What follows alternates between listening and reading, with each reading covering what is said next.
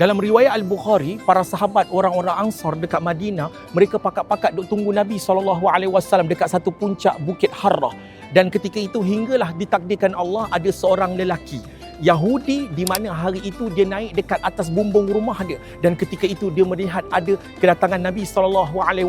Terus dia mengangkat suara dia dengan tinggi, dia menjerit, "Ya ma'syaral Arab, hadza jaddukum allazi tantazirunahu." Wahai orang-orang Arab, itulah datuk kamu yang kamu duk tunggu-tunggu. Maka para sahabat pakat-pakat duk lari nak jumpa dengan Nabi SAW. Tapi dulu mana ada TikTok, mana ada Instagram, jadi diorang tak kenal Nabi SAW.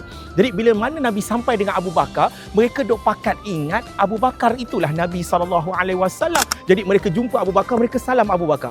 Jadi apa yang berlaku? Dan pada ketika itu bila ada matahari yang datang, maka Abu Bakar telah pergi dekat Nabi hatta zalla alaihi biridaihi. Maka Abu Bakar ambil ridak tutup daripada Nabi terkena panas matahari, dan saat itu barulah mereka tahu bahawa itu adalah Nabi SAW.